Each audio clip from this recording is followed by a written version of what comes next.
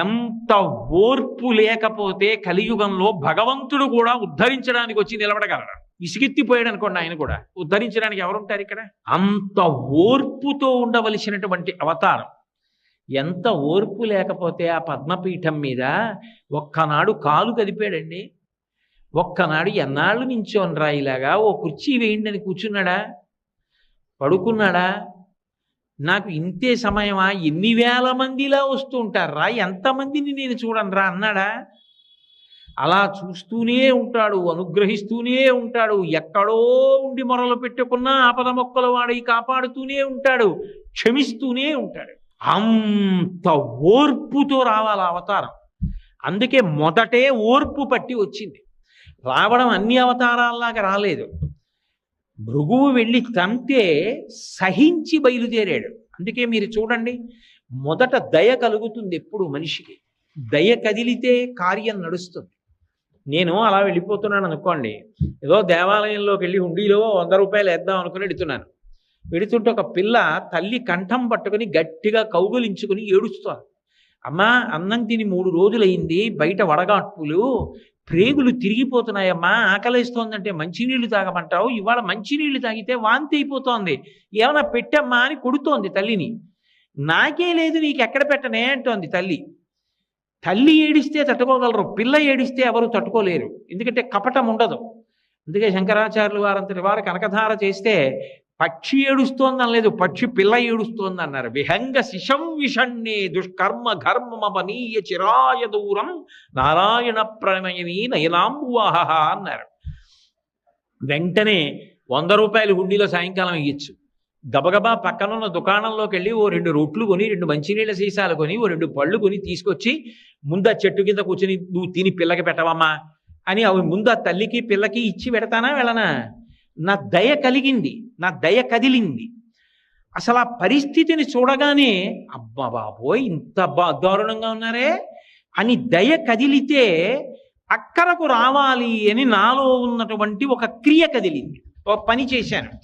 ముందు కనపడని దయ కదులుతుంది, కనపడేటటువంటి కర్మ నడుస్తుంది. దయ కదలకపోతే కర్మ ఎలా నడుస్తుంది? ఈశ్వరుడు భూమి మీదకి రావాలంటే ముందు ఆయన దయ కదలాలి. ఎవరా దయ? అమ్మవారే. వేదాంత దేశికులని మహానుభావులు వారు అందరిలాగా లక్ష్మీ శతకము అలా శతకాలు చేయలే, ఆయన దయాశతకము అని చేశారు. ఆ శతకం పేరే దయాశతకం. దయాశతకం పరమాద్భుతమైన శతకం. ఇప్పటికీ పద్మావతి అమ్మవారి దేవాలయంలో అప్పుడప్పుడు అందులో శ్లోకాలు చదువుతూ ఉంటారు. అందులో ఒక అద్భుతమైనటువంటి మాట అంటారు. అమ్మ, అహమస్మి అపరాధ చక్రవర్తి. నేనెవరో తెలుసా? నేను చక్రవర్తినమ్మా. దేనికి? అపరాధములు చెయ్యడంలో నా అంత చక్రవర్తి లేడు. చక్రవర్తి అంటే విశేషమైనటువంటి ఐశ్వర్యం ఉంటుంది. నా దగ్గరే ఉందో తెలుసా? విశేష సంఖ్యలో చేసిన పాపాలు ఉన్నాయి, అన్ని అపరాధాలు చేశాను. అహమస్మి అపరాధ చక్రవర్తి త్వంచ గుణేన సార్వభౌమి. అమ్మా, నువ్వు సార్వభౌమురాలివి, నీ దగ్గరే ఉంది. మమ్మల్ని క్షమించడానికి కావలసినన్ని మంచి గుణాలు ఉన్నాయి. కాబట్టి నా అపరాధాలని నువ్వు క్షమించు తల్లి. కరుణే ఓ దయామూర్తి.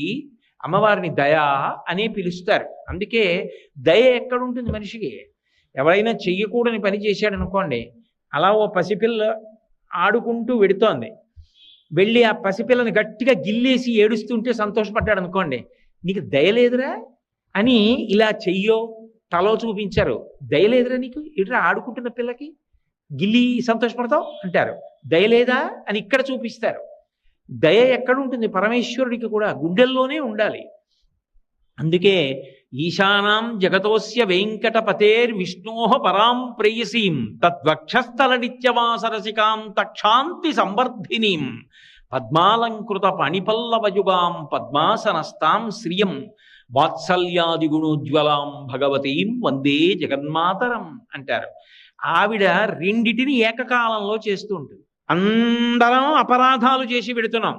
ఎవరో మహాత్ములు కొంతమంది, మీ వంటి వారు పుణ్యాత్ములు ధర్మాత్ములు భగవంతుడు సంతోషించేటట్టు వెళ్ళవచ్చుగాక, కానీ నా వంటి వారి సంఖ్య ఎక్కువ ఉంటుంది కదా. అధర్మం చేసిన వాడు, ఆర్తితో ఉన్నవాళ్ళు ఎక్కువ మంది వెళుతుంటాం. వెళుతున్నప్పుడు భగవంతుడు ఏమిటి ఇంకా దీనికి అంతూ పొంతూ లేదా, రోజు రోజుకి పెరిగిపోతున్నారా అని విసుక్కోకుండా ఉండాలి అంటే ఓర్పు పెరుగుతూ ఉండాలి. అమ్మో, వేదాంత దేశికులు అద్భుతమైన మాట అన్నారు. సర్వసాధారణంగా ఆయుధాలని కూడా సానబట్టుకుంటారు. ఎందుకని అంటే అవి మొరటుగా అయిపోయాయి అనుకోండి, ప్రయోగించినప్పుడు పనిచేయద్దు. అందుకని వాటిని కూడా సానబట్టుకుంటారు. ఏదో ఇంట్లో కత్తులు చాకులు ఇటువంటివి సానబట్టుకున్నట్టు. సానబట్టుకోవడం ఎందుకు అంటే కూరగాయలు అవి తేలిగ్గా తరుక్కోవడానికి నా ఉద్దేశం, అన్య ప్రయోజనాలకని కాదు. కాబట్టి ఇంట్లో ఉన్న పదునైన పరికరములను సానపెట్టుకుని సిద్ధం చేసుకున్నట్టే ఈశ్వరుడు కూడా అప్పుడప్పుడు ఆయుధములను సానపట్టుకుంటుంటట. చక్రం ఇటువంటివి. వేదాంత దేశికులు అన్నారు, అమ్మవారు నే పడతానులేండి అని ఆ ఆయుధాలు తీసుకుని దయతో సానబట్టిందిట. ఇప్పుడు దయతో సానబట్టింది కాబట్టి ఆ ఆయుధాలు వచ్చి తగిలినా మన్నేం చెయ్యవు. అది తీసి ఆయన ప్రయోగిద్దాం అనుకున్నా ఆయనకి దయ కలుగుతుంది. తక్షాంతి సంవర్ధిని. ఆవిడ ఇక్కడ కూర్చుని ఓర్పు పట్టండి, ఓర్పు పట్టండి, మరి కలియుగం కదా అని అలా చెప్తూనే ఉంటుంది. ఇంటి ఇల్లాలు మంచి మాటలు చెప్తోంది అనుకోండి, పోన్లిద్దరూ ఓర్పు పట్టండి మనవాళ్ళు కదా అంటోంది అనుకోండి, ఆయన ఉల్లాసంగా చేస్తాడు. మీకు ఎందుకంటారు ఇవన్నీ అని 10 మాటలు అందనుకోండి, అబ్బో ఇవన్నీ ఎక్కడ పడతానండి అని ఆయన అంటాడు. ఆమె వలన ఆయన పైకి కనపడదు కానీ వెనక ఆవిడ ఉంటుంది. అలా తక్షాంతి సంవర్ధిని, ఆయన ఓర్పుని ఆమె పెంచుతోంది. మన పట్ల వాత్సల్యం ఈశ్వరుడు చూపిస్తున్నాడు. అప్పుడు గోవు తన కడుపున పుట్టిన దూడని మాంసాహారి కాకపోయినా మావిని నాలుకతో నాకినట్టు మన పాపములను ఈశ్వరుడు తొలగించేస్తున్నాడు, తొలగించి కాపాడుతున్నాడు. కాపాడడానికి ఆవిడ ముందు కదులుతోంది. కదలడం కూడా ఏదో సామాన్యంగా కదలడం కాదు. శ్రీగుణరత్న కోశంలో పరాశర భట్టర్లో ఒక అద్భుతమైన మాట అంటారు. ఐశ్వర్యమక్షరగతిం పరమం పదం వా కస్మై చితంజలి భరం వహతే వితీర్య అస్మైన కించిచితం కృతం ఇచ్చదాంబ త్వం లజ్జసే కథయకోయ ద్వార భావ అంటారు. త్రికరణ శుద్ధిగా ఎవరో వెళ్ళి అమ్మవారి దగ్గర ఇలా నమస్కారం పెట్టేట, అంజలి ఘటించాడు. త్రికరణ శుద్ధిగా పెట్టాడు నమస్కారం. ఒరే నువ్వు ఇంత త్రికరణ శుద్ధిగా నాకు అంజలి ఘటించావు, ఇహలోకమునందు నువ్వు సమస్త భోగములను అనుభవించు ఇస్తుందిట. 3 తరాలు చూడు దీర్ఘాయుష్మంతుణ్ణి చేస్తుందిట, ఆరోగ్యం ఇస్తుందిట, తేలికగా శరీరం నుంచి విడివడేటట్టుగా చేస్తుందిట. బాగా అర్థం అవ్వాలి అంటే, కొద్దిగా కలిపి చెప్పాలి అంటే, శ్రీమన్నారాయణుడితో కలిసి భూమి మీదకి వచ్చి శరీరం విడిచిపెట్టేసిన తరువాత ఆ జీవుణ్ణి చెయ్యి పట్టి విమానంలోకి ఎక్కించుకుని వైకుంఠానికి తీసుకెడుతుంటే జీవుడు చుట్టూ చూసి, స్వామి మీ దర్శనం అయింది, సంతోషం, మా అమ్మేది అని అడిగితే, ఒరే నువ్వు ఒక రోజు త్రికరణ శుద్ధిగా అంజలి ఘటించావు, అంజలి ఘటిస్తే నీకు ఇహలోకమునందు ఐశ్వర్యం ఇచ్చాను, 3 తరాలు ఇచ్చాను, ఆరోగ్యం ఇచ్చాను, దీర్ఘాయుర్దాయం ఇచ్చాను, తేలికగా శరీరం నుంచి విడివడిపోయే అదృష్టం ఇచ్చాను, శ్రీవైకుంఠానికి తీసుకెడుతున్నాను, ఇంతకన్నా నేను ఇంకా ఏమీ చెయ్యలేకపోయానని సిగ్గుబడి ఎర్రబడిన ముఖంతో అదిగో తెర పక్కన నించుందంటట. త్వం లజ్జసే కథయకో యజుదార భావ జ్ఞానక్రియా భజన సంపత కించనోహం ఇచ్చాధికార చకనానుశయా అనభిజ్ఞ అంగాసి దేవి వయోరపి దుస్సహాని బద్ధామి మూర్ఖచరితత్తవ దుర్భరోస్మి అంటారు. ఆ తల్లి అంతటి దయాగుణంతో ప్రసన్నురాలై ఉంటుంది. అందుకని ఆమె ముందు కదలాలి. ఆమె ముందు కదిలితే ఇంత గొప్పగా కలిపురుషుడు పాడు చేస్తుంటే వాళ్ళకు అక్కరకి రావడానికి నేను ఎడుతున్నానని ఆయన కదలడానికి అవకాశం ఉంటుంది. ముందు దయ కదిలితే ఆయన కదులుతాడు. అందుకని ఆమె కొల్హాపురం వచ్చింది, ఆయన భూమి మీదకి వచ్చాడు. అంటే దయ కదిలింది అని అర్థం చేసుకోవాలి. అంతేగాని వాళ్ళు కూడా దెబ్బలాడుకున్నారండి అని పౌరాణిక భాషను జాగ్రత్తగా అన్వయం చేసుకోవాలి. అంతేగాని కథని కథగానే అర్థం చేసుకుని వాళ్ళు దెబ్బలాడుకున్నారు మేము దెబ్బలాడుకోకూడదా అన్న మాట అన్వయం చేసుకోమని కాదు. కాబట్టి ఆయన బయలుదేరి భూమి మీదకి వచ్చాడు. వచ్చినటువంటి వాడు దక్షిణ దేశంలో ఉన్నటువంటి వెంకటాచలం దగ్గరికి వచ్చి అక్కడ ఉన్నటువంటి ఒక చింత చెట్టు కింద ఉన్న పుట్టలో ఉన్నాడు. అవతార ప్రకటనం చెయ్యలేదు వెంకటేశ్వరుడిగా, అందులోనే ఉండిపోయాడు. లక్ష్మీదేవి ముందు కదిలింది. వెనక వెంకటేశ్వరుడు కదిలాడు. కారణం ఆయన యొక్క అపారమైన ఓర్పు. అయితే విచిత్రం ఏమిటంటే నిజానికి వెంకటేశ్వరావతారం ప్రకటన అయిపోయిన సమయంలో కూడా ఎంత ఓర్పు పట్టాడంటే గొడ్డలి దెబ్బతిని అవతార ప్రకటన చేశాడు. గుండెల మీద తంతే వైకుంఠం నుంచి కదిలాడు ఓర్పు పట్టి. గొడ్డలి పెట్టి నెత్తి మీద కొడితే 7 చెట్ల ఎత్తు రక్తం పైకి లేచింది. ఎందుచేత అంటే బ్రహ్మాధేను శివోవత్సౌ గోపాలీ కమలాలయా అంటారు. బ్రహ్మగారు ఆవయ్యాడు, శివుడు దూడయ్యాడు. ఆ ఆవుని దూడని తీసుకొచ్చి చోళరాజుకి అమ్మడానికి ఆ ఆవుని దూడని అమ్మేటటువంటి వనితగా లక్ష్మీదేవే కొల్హాపురం నుంచి బయలుదేరి వచ్చింది. అమ్మారు. అసలు వచ్చింది ఎందుకు? ఈయన ఎక్కడున్నారని వెతుకుతున్నారు వాళ్ళు. వెతుకుతూ వెతుకుతూ సమాసిజ్ఞచ్చ వాల్మీకం సమంతాత్ క్షీరధారయ, అక్కడ ఉన్నటువంటి పుట్టలో శ్రీహరిని చూసి సంతోషించి బ్రహ్మగారు పాలు వదిలిపెట్టి అభిషేకం చేస్తున్నాడు. ఈ ఆవు పాలన్నీ అక్కడ వదిలిపెట్టి ఇంటికి వెళ్ళిపోతోంది. ఆవు పాలు ఇవ్వట్లేదు, ఏం చేస్తున్నామని ఆవిడకి కోపం వచ్చి ఆ గోవులను రక్షించేటటువంటి వ్యక్తిని కొట్టించింది. ఆయనకి కోపం వచ్చి మరునాడు మాటేసి చూస్తున్నాడు. ఆ ఆవు వెళ్ళి పాలు వదిలిపెట్టేస్తోంది పుట్టలోకి. అది సాక్షాత్ శ్రీమన్నారాయణుడి మీద వదులుతోంది. అది బ్రహ్మగారు ఆ గోవు. కానీ నిష్కారణంగా నేను దెబ్బలు తిన్నాను, ఈ ఆవు తీసుకెళ్లి పుట్టలో పాలు వదిలేస్తోందని కోపం వచ్చి ఆ కోపంలో యుక్తాయుక్త విచక్షణ మరిచిపోయి అన్ని దెబ్బలు తిన్నాడు కదా. మరి ఆ బాధ ఆక్రోశం ఉంటాయి కదా. చటుక్కున చేతిలో ఉన్న గొడ్డలి తీసి ఆవు మీదకి విసిరాడు. నేను ఇక్కడ ఉండగా గోవు మరణించకూడదు, నన్ను నమ్ముకున్న భక్తుడు బ్రహ్మగారు గోవు రూపంలో ఉన్నాడు, మరణించకూడదు, నేను కాపాడాలని చటుక్కున పుట్టలోంచి పైకి లేచి ఆవుకు అడ్డంగా తలపెట్టాడు. కుఠారాణాతి తీక్షణేన తాడితో వెంకటేశ్వర సప్తతాళ ప్రమాణేన రక్తస్ఫూర్తిరభూస్తథా. ఆ గొడ్డలి తగలగానే 7 తాటి చెట్లంత ఎత్తు నెత్తురు పైకి లేచింది. గొడ్డలి దెబ్బతిని అవతార ప్రకటన చేశాడు. ఎంత ఓర్పు పట్టాలి!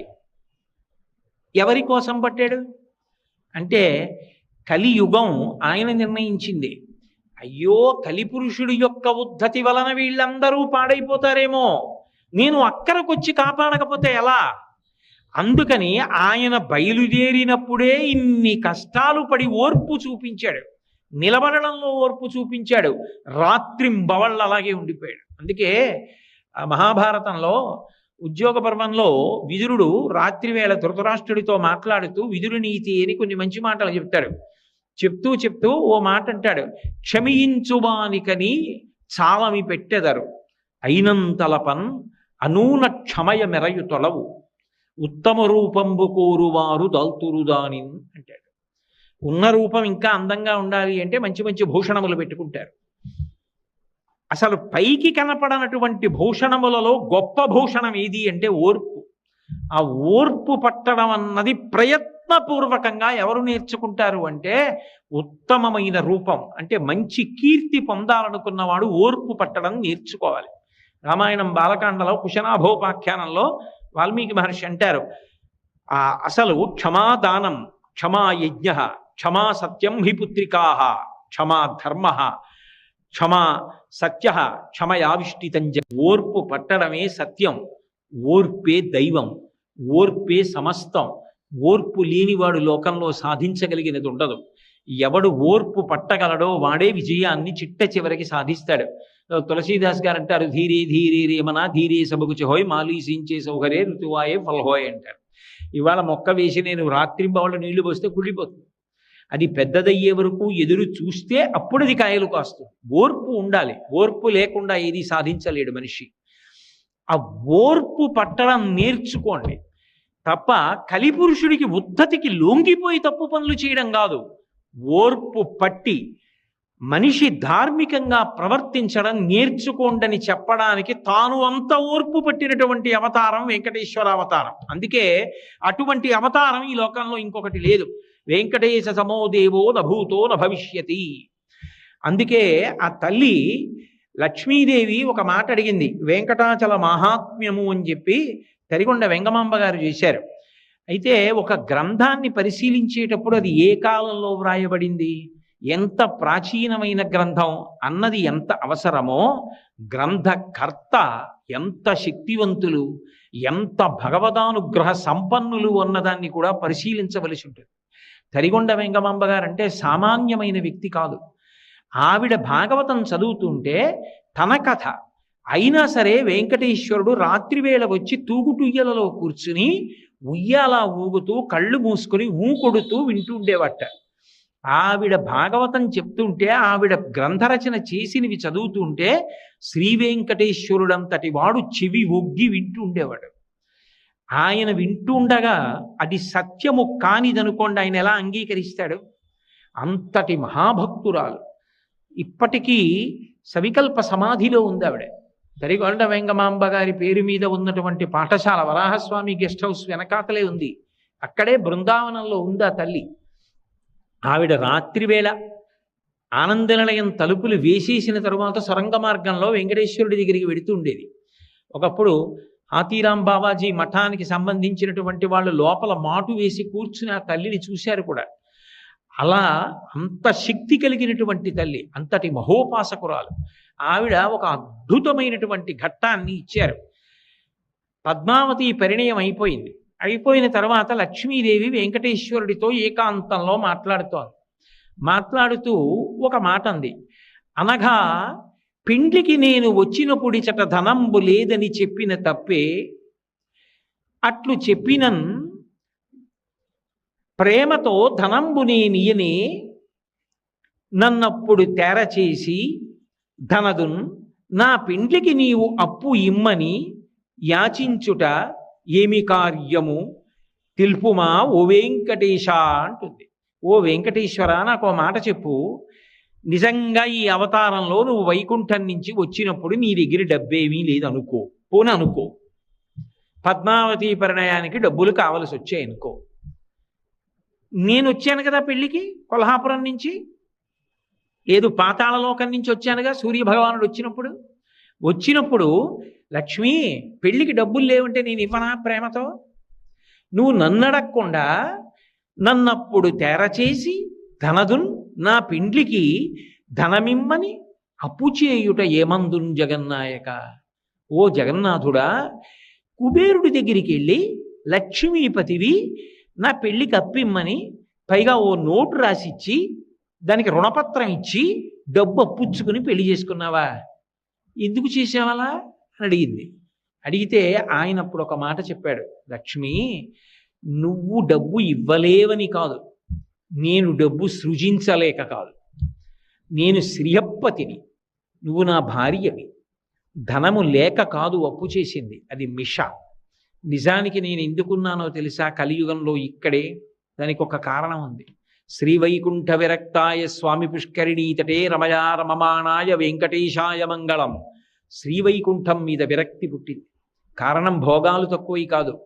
అయ్యో, ఈ యుగంలో కలిపురుషుడి ఉద్ధతి వలన ప్రజలందరూ ఇంత బాధపడుతున్నారు. బాధపడుతుంటే వాళ్ళని కాపాడడానికి నేను అక్కడ ఉండకుండా ఇక్కడ కూర్చుని ఏం చేస్తాను? వాళ్ళకి ఊరట కలగాలంటే అంతటా ఉన్నానన్నది సత్యమే, కానీ నేను ఒక రూపంతో వాళ్ళకి ఎదురుగుండా కనపడితే వాళ్ళకి ఊరట. అందుకని నేను అక్కడ ఉండాలి. అక్కడ ఉండడం కోసమని నేను వెళ్ళాలి. అందుకని నేను ఇక్కడే ఉంటాను, నేను రాను. కారణం ఏమిటో చెప్పమంటావా?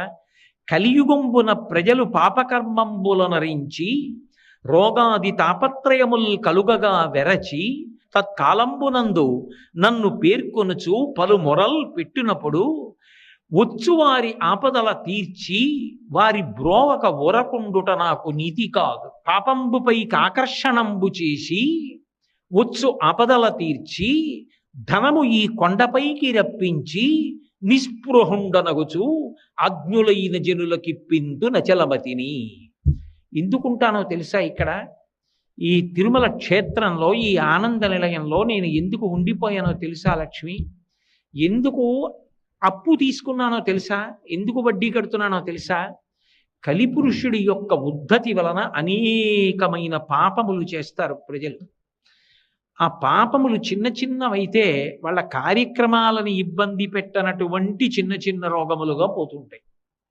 కానీ అసలు పెద్ద పెద్ద పాపములైతే ఏం చేస్తాయంటే ఏ కార్యమును చేయడానికి శక్తి లేని స్థితిలో ఆ పాపము బాధ పెడుతుంది. పైగా ధనం విశేషంగా క్షయమైపోతుంది. గొప్ప బాధని శరీరంలో పొందుతూ ఉంటాడు. దానివలన ఎన్ని ఉన్నా మనశ్శాంతి ఉండదు. అటువంటి రోగముల చేత బాధపడుతూ ఉంటారు. కలియుగంబున ప్రజలు పాపకర్మంబులనురించి రోగాది తాపత్రయములు కలుగగా విరచిత కాలంబు నన్ను పేర్కొనుచు పలు మొరలు పెట్టినప్పుడు ఆ రోగాలు కలిగి విశేషమైన బాధలు కలిగి అప్పుడు బాధ ఒక్కడే అనుభవించలేడు. అప్పుడు ఏం చేస్తాడంటే నన్ను తలుచుకుంటాడు. ఏడుకొండలవాడ వెంకటరమణ ఆపద ముక్కలవాడ అనాథ రక్షక నన్ను కాపాడవయా స్వామి, నిలువు దోపిడీ ఇస్తానంటాడు. ధనము ఈ కొండపైకి రప్పించి నిస్పృహుండనగుచు అజ్ఞులైన జనులకిప్పింతు నచలమతిని. ఎందుకుంటానో తెలుసా? ఇక్కడ ఈ తిరుమల క్షేత్రంలో ఈ ఆనంద నిలయంలో నేను ఎందుకు ఉండిపోయానో తెలుసా లక్ష్మి? ఎందుకు అప్పు తీసుకున్నానో తెలుసా? ఎందుకు వడ్డీ కడుతున్నానో తెలుసా? కలిపురుషుడి యొక్క ఉద్ధతి వలన అనేకమైన పాపములు చేస్తారు ప్రజలు. ఆ పాపములు చిన్న చిన్నవైతే వాళ్ళ కార్యక్రమాలను ఇబ్బంది పెట్టనటువంటి చిన్న చిన్న రోగములుగా పోతుంటాయి. కానీ అసలు పెద్ద పెద్ద పాపములైతే ఏం చేస్తాయంటే ఏ కార్యమును చేయడానికి శక్తి లేని స్థితిలో ఆ పాపము బాధ పెడుతుంది. పైగా ధనం విశేషంగా క్షయమైపోతుంది. గొప్ప బాధని శరీరంలో పొందుతూ ఉంటాడు. దానివలన ఎన్ని ఉన్నా మనశ్శాంతి ఉండదు. అటువంటి రోగముల చేత బాధపడుతూ ఉంటారు. కలియుగంబున ప్రజలు పాపకర్మంబులనురించి రోగాది తాపత్రయములు కలుగగా విరచిత కాలంబు నన్ను పేర్కొనుచు పలు మొరలు పెట్టినప్పుడు ఆ రోగాలు కలిగి విశేషమైన బాధలు కలిగి అప్పుడు బాధ ఒక్కడే అనుభవించలేడు. అప్పుడు ఏం చేస్తాడంటే నన్ను తలుచుకుంటాడు. ఏడుకొండలవాడ వెంకటరమణ ఆపద ముక్కలవాడ అనాథ రక్షక నన్ను కాపాడవయా స్వామి, నిలువు దోపిడీ ఇస్తానంటాడు. నేను వింటాను. విని నేను ఇక్కడ లేకపోతే ఎలా? విని వాని పాపంబు ద్రవ్యంబుకై ఆకర్షణంబు చేసి వాడు చేసిన పాపాన్ని ద్రవ్యము మీదకే ఆకర్షణ చేస్తాను. అందుకే ఈ యుగంలో ఈ దేవాలయంలో హుండీ ప్రధానమైపోతుంది. ఒక్కొక్క చోట ఒక్కొక్కటి ప్రధానం. గురువాయూరు వెళ్ళారనుకోండి నారాయణీయం పారాయణ చేస్తారు. పళని వెళ్ళారనుకోండి కావడ పట్టుకుంటారు. వైకోం వెళ్ళారనుకోండి మహాదేవుడికి విందులు చేస్తారు. ఒక్కొక్క క్షేత్రానికి వెళ్ళినప్పుడు ఒక్కొక్కటి చేస్తారు. ఏదో రామేశ్వరం వెళ్ళారనుకోండి ఆ కాశీ నుంచి తీసుకొచ్చినటువంటి గంగతో రామేశ్వరుడికి అభిషేకం చేస్తారు. ప్రయాగ వెళ్ళారనుకోండి ఇక్కడి నుంచి పట్టుకెళ్ళినటువంటి ఇసుక అక్కడ గంగలో కలుపుతారు. ఇలా సముద్ర జలాల్ని తీసుకెళ్లి కలుపుతూ ఉంటారు. ఇలా ఒక్కొక్క చోటుకి వెళ్ళినప్పుడు ఒక్కొక్కటి చేస్తూ ఉంటారు. త్రిపెట్రియార్ అనే క్షేత్రం ఉంది, అక్కడికి వెళ్ళారనుకోండి రామాలయం తుపాకీ పేలుస్తారు ఒకసారి. ఒక్కొక్క క్షేత్రంలో ఒక్కొక్క పని చేస్తారు. ఈ క్షేత్రంలో ధనాన్ని హుండీలో వేయడం ప్రధానం అవుతుంది. ఎందుకు అవుతుందో తెలుసా? వారి పాపంబు ద్రవ్యంబుపైకి ఆకర్షణంబు చేసి ఎన్ని పాపాలు చేశాడో అంత పెద్ద మొక్కుతాడు. స్వామి నిలువు దోపిడీ ఇచ్చేస్తానంటాడు. అని ఆ డబ్బంతా వాడి పాపం మీగా మారిపోయి ఆ పాపాన్ని డబ్బు మీదకి ఆకర్షణ చేస్తాను. ఇప్పుడు వాడే అది పట్టుకుని కొండ మీదకి వస్తాడు. నేను లేకపోతే వాడి కష్టాన్ని తీర్చేది ఎవరు? కలిపురుషుడి ఉద్ధతి వలన కదూ ఈ తప్పులు చేసేసాడు, అనుభవిస్తున్నాడు. వచ్చు ఆపదల తీర్చి అప్పుడు వాడు రక్షించుకోలేడు. ఆ ఆపద నేను తీరుస్తాను, తీర్చి వాడిని కాపాడతాను. వాడే ఆ డబ్బు పట్టుకొని కొండ మీదకి వస్తాడు. అది ఏమిటి? తత్పాపరూపమైనట్టి ధనము. ఆ పాపరూపమైన ధనం మీద నాకు అనురక్తి ఉండదు. వాడు తీసుకొచ్చి హుండీలో వేసేస్తుంటారు. నిస్పృహుండనగొచ్చు. ఇన్ని కోట్లు నాకేం సంతోషం ఉండదు. అది చూసి నేనేం మురిసిపోను. లోకంలో అందరూ నేను డబ్బున్నవాడిని అనొచ్చు, కానీ నాకు పరమ అసహ్యం వేస్తుంది చూసి. నిస్పృహుండనగొచ్చు. నేను చెప్పట్లా, తరిగొండ వేంగమాంబ గారు చెప్పిన మాట వెంకటాచల మహాత్మ్యంలో. నిస్పృహుండనగొచ్చు అజ్ఞులైన జనులకి పింతు నచలమతిని. డబ్బు పోతే ఏడుస్తారు, కానీ నేను ఆ డబ్బు వెళ్ళిపోతుంటే సంతోషపడిపోతుంటాను. అమ్మయ్య అని అజ్ఞులైన జనులకు ఏవేవో సౌకర్యాలు, కళ్యాణ మంటపాలనండి, వైద్యశాలలనండి, విద్యాశాలలనండి, ఏవో ఒకటి ప్రజలకి పెట్టించండి అని అవన్నీ పంపించేస్తుంటాను తప్ప అందులో ఒక్క రూపాయి కాసు నేను అట్టి పెట్టుకోను. తత్పాపరూపమైనట్టి ధనము నాకు ఇష్టం ఉండదు. మరి ఏమండి మీరు ఆ డబ్బు తీసుకోక వడ్డీ ఎలా కడతారు, నా దగ్గర వద్దంటారు ఎలా అంటే, ఇలను ధర్మాత్ములైన వారిచ్చినట్టి పరమ ధార్మికుడైన వాడు ఉంటాడు, వాడికి ధర్మానుష్ఠానం అంటే మహాప్రీతి, ధర్మం అంటే అంత నమ్మకం. వాడు బయలుదేరుతాడు ఇంటి దగ్గర వెంకటాచలం పెడతానని. వాడు వెంకటాచలం పెడతానని బయలుదేరగానే నా ముఖం ఇంత అయిపోతుంది. ఇప్పటికీ వెంకటాచలంలో పెద్దలు చెప్తూ ఉంటారు, ఒక్కొక్కసారి స్వామివారి ముఖం కళలాడిపోతుంది, అంత ఆనందపడిపోతారని. వాళ్ళు అనుకుంటారట ఎవరో ధార్మికుడు బయలుదేరాడని. నాకు పేర్లు చెప్పడం ఇష్టం లేక చెప్పట్లేదు, అక్కడ ఉన్న అధికారులే చెప్తూ ఉంటారు. ఆయన ఎవరో వస్తాడు, ఆయన ఎవరో ఎవరికి తెలియదు. ఆయన వస్తాడు, స్వామిని చూస్తాడు, స్వామి పొంగిపోతాడు ఆయన్ని చూసి, ఆయన వెళ్ళిపోతాడు. ఈయన చిన్నపుచ్చుకుంటాడు, అయ్యో వెళ్ళిపోయాడే మళ్ళీ ఎప్పుడు వస్తాడో అనుకుంటాట. ఇలను పుణ్యాత్ములైన వారిచ్చినట్టి ధనము నే కొంత గైకొని కొంత ధనతుకు వడ్డీకిచ్చి వింతలేన చేయుచుండెదననుచు మచికను బలికే. ఆ ధర్మాత్ముడైన వాడు హుండీ దగ్గరికి వస్తాడు. వాడేం పెద్ద పెద్ద నోట్ల కట్టలు బంగారం ముద్దలు వాడేం వేయడు. వాడు ఏదో జాగ్రత్తగా పంచ మడతలో పెట్టుకున్నది ఏదో తీసి ఆ హుండీలో ఇలా వేస్తాడు. నేనేం చేస్తానో తెలుసా, అది హుండీలో పడిపోకుండా ఎవరికీ కనపడకుండా చెయ్యి పెడతాను, పెట్టి ఆ పడుతున్న దాన్ని నేను పట్టుకుంటాను, అది తీసుకుంటాను. ఇలను పుణ్యాత్ములైన వారిచ్చినట్టి ధనమునే కొంత కైకొని కొంత ధనతుకు వడ్డీకిచ్చి ఆ తెచ్చి ఆ డబ్బు దాస్తా. ఆ డబ్బులోంచి కుబేరుడికి వడ్డీ కడతా, కొంత నా జేబులో ఖర్చులకి పెట్టుకుంటా. యుగధర్మం, ఆయన కూడా యుగధర్మం పాటిస్తూ ఉంటాడు. అందుకని నేను మీకు ఎన్నో చోట్ల చూపిస్తే ఆయన యుగధర్మం పాటించడం ఎంత గొప్పగా పాటిస్తాడో. కాబట్టి కొంత ధనతుకిచ్చి కొంత ధనతుకు వడ్డీకిచ్చి నేను వింతలీల చేయుచుండెదననుచు మచ్చికను బలికే. నేను వింతలీల చేస్తూ ఉంటాను లక్ష్మి, పాపాలు చేశారని చెప్పి చంపేను, అవకాశం ఇచ్చి మారమని చెప్తాను. ఏం సాధించావు పాపం చేసి, ఏం సుఖపడ్డావు, ఏం సంతోషపడ్డావు, ఏం రక్షింపబడ్డావు? నన్ను నమ్ముకుని బ్రతికితే ఏటీఎం కౌంటర్లో కూడా డబ్బులు ఉండకపోవచ్చేమో, ఏటీఎం కౌంటర్లో కూడా నీకు డబ్బున్నా నీకు కావలసినంత డబ్బు ఇవ్వకపోవచ్చేమో. నన్ను నమ్ముకున్నవాడు మాత్రం చెడిపోవడం అన్నమాట ఉండదు కదా, నేను కాపాడతాను కదా. కలలోనంతన్మున్నెరుంగని మహాకష్టాత్ముడైనట్టి దుర్బలుడాపత్ సమయంబునం నిజ పదాబ్జాతంబు ఉల్లంబునం తలపన్ అంతని వచ్చి ఆర్తిహరుడై తన్నైన ఇచ్చం సునిశ్చల భక్తిభావములను భజించు వారికిడడే సంపద్విశేషోన్నతులు అంటుంది కుచేలుడి భార్య భాగవతంలో. కలలో కూడా ఆయన పేరెత్తనటువంటి వాడు పిలిచినా కూడా ఆపదముక్కల వాడై పరిగెత్తుకొచ్చి రక్షిస్తుంటే ఆయన ఎందు భక్తితో ప్రవర్తించినటువంటి వాణ్ణి చూసి ఆయన ఎంత ఆనందపడిపోతాడు. ఆయన రక్ష ఉండగా నిన్ను ఏది పాడు చేస్తుంది?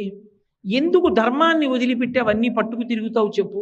ఇప్పటికైనా మారు, అంతే తప్ప మళ్ళీ ఇప్పుడేదో రక్షించాలని మళ్ళీ వెళ్ళి మళ్ళీ ఆ ధర్మం పట్టు కూర్చోకు. జీవితంలో మారడం నేర్చుకో, నన్ను తెలుసుకో, నన్ను పట్టుకో అని వాడికి ఉపదేశం చేస్తాను. వాడి బుద్ధి మార్చడానికి ప్రయత్నిస్తాను, తల తీసేయను, తలలో మార్పు తేవడానికి ప్రయత్నిస్తాను. నేను ఇక్కడ ఉండకపోతే వాడికి ఆ ఊరట ఎలా వస్తుంది? ఆ ఊరట కల్పించడం కోసం నేను ఇక్కడ కూర్చుంటున్నాను. కలిబాధమాన్ప తిరుమల కలియుగ వైకుంఠమనగ గైసేసిన మీ సలలిత కరుణాహృదయము కలలోనను మరువరాదు కంజదలాక్ష అంటారు. కలిబాధమాన్ తీర్చడానికి ఆయన వైకుంఠం నుంచి బయలుదేరి వచ్చి సర్వ సుఖములను అనుభవించవలసిన వాడు అంత కష్టపడి అలా నిలబడి అలాగే ఉండిపోయి నేనున్నాను అని కాపాడి ఎక్కడో ఎవడో పాపం చేసి ఆర్తి పొందినా సరే ఈసారికి నిన్ను కాపాడుతున్నాను, వద్దురా, నా మాట వినరా, అధర్మం జోలికి వెళ్ళకరా అని మనసు మార్చడం కోసమని వైకుంఠాన్ని వదిలిపెట్టి ఇక్కడికొచ్చి పద్మపీఠం మీద నిలబడిపోయాడు. అంత దయగలిగిన అవతారం ఎక్కడుంటుంది? అంతటి కారుణ్యమూర్తి ఎక్కడుంటాడు? అందుకే వెంకటేశ్వర అవతారంతో మిగిలిన అవతారాల్ని పోల్చి మాట్లాడడానికి అవకాశం లేదు అన్నారు. వెంకటేశ సమోదేవో నభూతో నభవిష్యతి. కాపాడడం ఒక్కటే కాదు, పుణ్యం చేయడం కష్టం కదా. ఈ యుగంలో కలిపురుషుడు పుణ్యం చేయాలి అంటే పెట్టుబడి పెట్టాలి, కాసేపు వచ్చి కూర్చోవాలి, కాసేపు వినాలి, కాసేపు శ్రద్ధతో చూడాలి. ఓ ఉత్సవంలో పాల్గొనాలంటే ఓ రూపాయి ఖర్చు పెట్టాలా, ఓ గంట వచ్చి కూర్చోవాలా, కొన్ని రోజులు తెల్లవారుజామున నిద్ర లేవాలా, ఇవన్నీ పెట్టుబడి. ఏమీ చెయ్యకుండా రమ్మంటే పుణ్యం ఎక్కడి నుంచి వస్తుంది? రాదు జీవుడికి. నలుగుడు పడితే పుణ్యం వస్తుంది. చెరుక్కర్రైనా నలిగితేనే తీయని రసం వస్తుంది. ఏ నలుగుడు పడకుండా రమ్మంటే ఎక్కడి నుంచి వస్తుంది? అందుకని కలియుగంలో పుణ్యకర్మల కొరకు వెచ్చించమంటే వెచ్చించరు. కానీ నేను వాళ్ళకి ఒక గొప్ప పుణ్యాన్ని కట్టబెడతాను. ఇక్కడ నిలబడి ఏమి కట్టబెడతాను అంటే స్కంద పురాణంలో శ్రీ వెంకటేశ్వరుని యొక్క మూర్తిని దర్శనం చేసినంత మాత్రం చేత సకల తీర్థముల యందు స్నానము చేశాడని, అందరూ దేవతల్ని దర్శనం చేశాడని ఫలితాన్ని పొందడానికి అవకాశం ఉంటుంది. అంత గొప్ప దర్శన ఫలితాన్ని భక్తులందరికీ కట్టపెట్టడం కోసం కలియుగం కాబట్టి కలిపురుషుని యొక్క ప్రచోదనం మేరకి బుద్ధిలో వచ్చేటటువంటి వైక్లభ్యముల వలన చేసేటటువంటి పాపముల నుంచి మనుష్యుణ్ణి విముక్తుణ్ణి చేయడం కోసం వెంకటేశ్వర స్వరూపంగా మీరు ఇలా నిలబడండి అని ఎవరు అడగకపోయినా తనంత తానుగా ఆ భంగిమను నిర్ణయం చేసుకొని, ఆ ముద్రలను నిర్ణయం చేసుకొని స్వామి ఆ శేషశైలం మీద ఆనందనిలయ విమానంలో పద్మపీఠం మీద అలా నిలబడి ఉన్నాడు. అది కేవలంగా ఒక మూర్తి కాదు, దానిని దేవతా సంఘములు తయారు చేయలేదు, విశ్వకర్మ చెక్కలేదు. అది ఎవరు మీరు ఇలా ఉండండి అని ప్రార్థన చేస్తే పట్టిన భంగిమ కాదు. సాక్షాత్ శ్రీమన్నారాయణుడే లోకానికి అంతటికీ కూడా ఒక సందేశం ఇవ్వడం కోసమని మౌన వ్యాఖ్య చేయడం కోసం ఒక ప్రత్యేకమైనటువంటి ముద్ర పట్టి నిల్చున్నటువంటి మూర్తి అని మీకు వివరణ చేయడం జరిగింది. పద్మాసనస్థయౌ పద్మావతీదేవి నిజవక్షమందున నిలుపుకొనుచు జనులకు తన చరణములే గతి అని దక్షిణ కరము పాదములు చూప, తన చరణములు నమ్మిన వారలకు ఈ భవాంబోధి కటిదగ్నమగునటంచు, వామహస్తంబు కటిభాగమున నుంచి చూపరులకు సంకీర్తించుచుండ, పరమ పావన శేష పర్వతము మీద అలరు ఆనంద నిలయమందను నిలచి దివ్యమంగళ విగ్రహుండవ్యయుండు పరమ పావనుడు శ్రీ వెంకటేశ్వరుడు వేడిక అంటారు. ఆ వెంకటేశ్వర స్వామి వారి యొక్క మూర్తి వైభవాన్ని చెప్తూ ఆయన నిలబడినప్పుడు కొద్దిగా ఎడం పక్కకి వంగినట్టుగా ఉంటారు. ముఖమున చిరునవ్వు స్పష్టంగా కనపడుతూ ఉంటుంది. మూతి ఏదో సున్నా చుట్టినట్టుగా ఉండి ప్రహృష్టవదనంతో ఉంటారు. ఎంతో సంతోషంగా ఉంటారు. బాగా పట్టి పట్టి చూస్తే రెండు కన్నులు మూసుకుని ఉన్నారా అని అనిపిస్తుంది. ఆ ఊర్ధ్వపుండ్రములు కూడా అంతగా పెట్టబడి ఉంటాయి.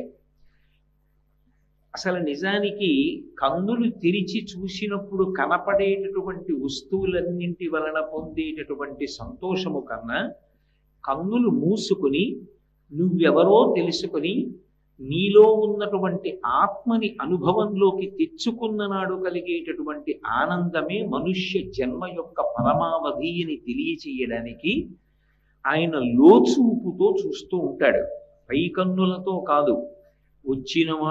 వచ్చినవాడి మనసులో ఉన్న కోరిక, ఆయన యొక్క సాధన, ఆయన యొక్క నిరక్తి, ధర్మానుష్ఠాన బలం, ఇవన్నీ కూడా ఆయనకి తెలియనివేం కావు. సర్వజ్ఞుడు.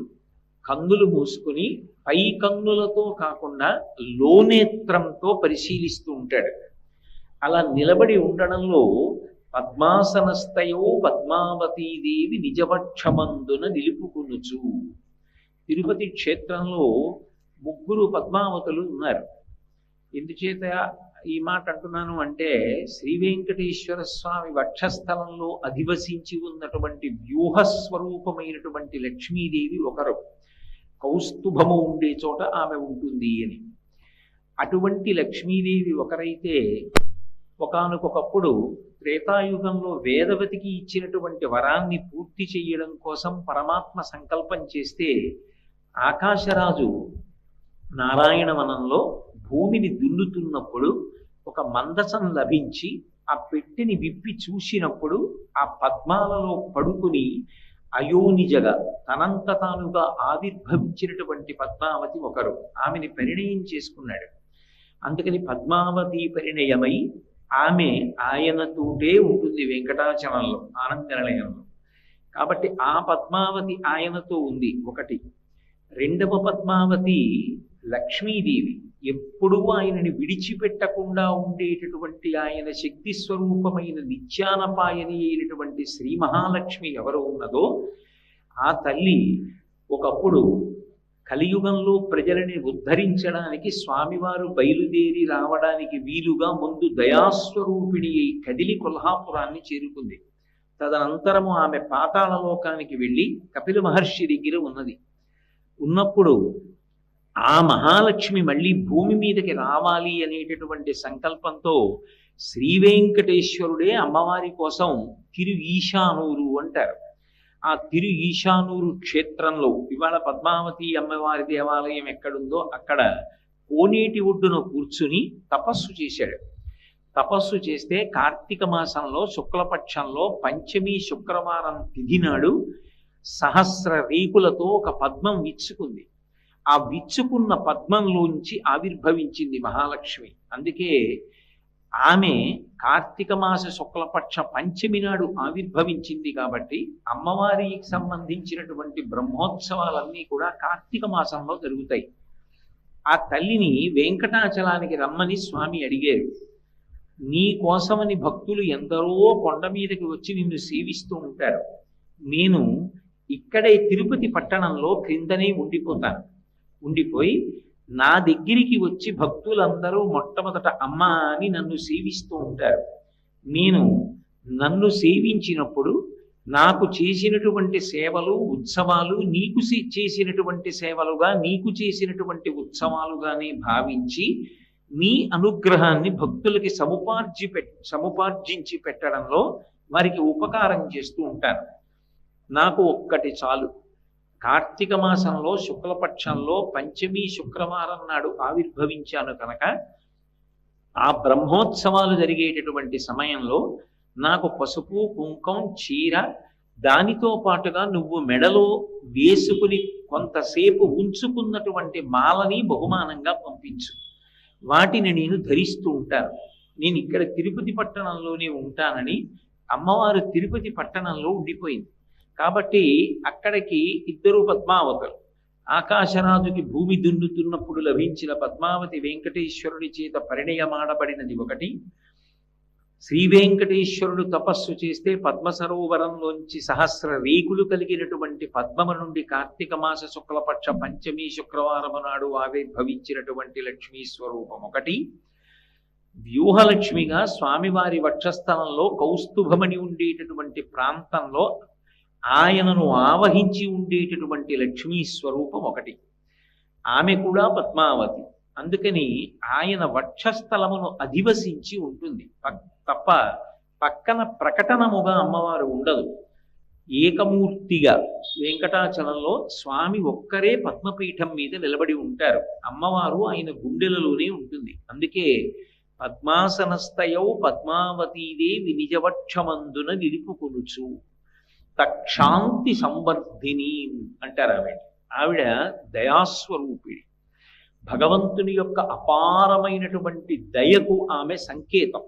మిగిలిన అవతారాలకి శ్రీ వెంకటేశ్వర అవతారానికి ఒక ప్రధానమైనటువంటి వ్యత్యాసం.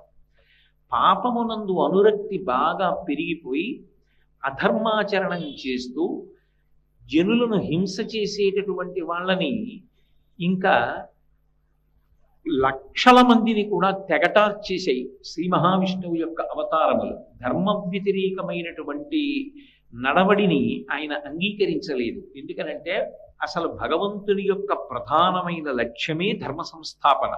నిన్న మీతో నేను చెప్పడం జరిగింది. యదా యదా హి ధర్మస్య గ్లానిర్భవతి భారత అభ్యుత్థానమధర్మస్య తదాత్మానం సృజామ్యహం. అసలు భగవంతుని యొక్క ప్రధానమైన లక్ష్యము ధర్మ సంస్థాపనమే. అందుకే ధర్మాన్ని పట్టుకునే వాళ్ళు, ధర్మమునందు పక్షపాతమున్నవారు, ధర్మానురక్తి కలిగిన వాళ్ళు అంటే భగవంతుడికి అంతటి ప్రీతి. ధర్మ వ్యతిరేకుల యొక్క పీచ మణుస్తూ ఉంటాడు. అందుకే ఆయన భాగవతంలో ప్రహ్లాదోపాఖ్యానంలో దేవతలందరితో మాట్లాడుతూ ఒక మాట అంటాడు. నేను ఎప్పుడెప్పుడు అవతారం తీసుకుని భూమి మీదకి వస్తాను అంటే శుద్ధ సాధులందు, సురలందు, శృతులందు, గోవులందు, విప్రకోటియందు, ధర్మ పదవి ఎందు, తవిలి నాయందు, వాడెన్నడలుగు నాడి హింసనందు అంటాడు. ఆయన కొన్ని స్థానములు చెప్పాడు. వాటి జోలికి వెళ్ళి వాటిని పాడు చేయడానికి ప్రయత్నిస్తే నేను అంగీకరించాను. అవతలవాడు తప్పు చెయ్యకుండా మీరు ప్రార్థన చేశారు అని ఒక అవతారంగా వచ్చి నేను ఎవరిని సంహరించాను. వాడు తప్పు చెయ్యాలి. ఏ తప్పులు చెయ్యాలి? శుద్ధ సాధులందు, భగవంతుణ్ణి నమ్ముకుని బ్రతికేటటువంటి పరమ భాగవతోత్తముల జోలికి వెళితే నేను ఒప్పుకోను. భగవంతుణ్ణి సేవించిన కన్నా భాగవతోత్తముల్ని సేవించడం చేత భగవంతుడు ఎక్కువ ప్రీతి పొందుతాడు. అందుకే శుద్ధ సాధులందు, ప్రహ్లాదుడి జోలికి వెడితే వెంటనే నరసింహావతారం వచ్చింది. శుద్ధ సాధులందు, సురలందు, దేవతలను పదవులలో నియమించి ధర్మచక్రం తిరిగేటట్టుగా నియామకం చేసిన వాడు ఆయన. అటువంటి దేవతల జోలికి వెళ్ళి నిష్కారణంగా దేవతల్ని నింద చేసిన, దేవతల జోలికి వెళ్ళి ఇబ్బంది పెట్టే ప్రయత్నం చేసిన, అవతార స్వీకారం చేసి ధర్మాన్ని రక్షించడానికి అటువంటి వారి యొక్క పీచమణుస్తాను. కాబట్టి శుద్ధ సాధులందు, సురలందు, శృతులందు, వేదము యొక్క ప్రమాణము ప్రశ్నింపబడిన నాడు వేదము యొక్క ప్రమాణమును నిలబెట్టడానికి వస్తాను. సురలందు, శృతులందు, గోవులందు, విప్రకోటియందు. గోవులు పరమ పవిత్రమైనవి. ఆ గోవుల వలన వచ్చేటటువంటి నెయ్యి ఏది ఉన్నదో, పాలు ఏ ఉన్నాయో, ఆ గోమయము గోమూత్రము వలన యజ్ఞము జరుగుతోంది. ఆ యజ్ఞము వలన ధర్మచక్రము తిరుగుతోంది. అందుకే గోవులందు, విప్రకోటియందు మంత్రభాగాన్ని సమన్వయం చేసి దొరికిన దానితో తృప్తిగా జీవనం చేసేటటువంటి విప్రులు ఎవరుంటారో అటువంటి విప్రుల యందు నేను నిరంతరము అనురక్తితో ఉంటాను.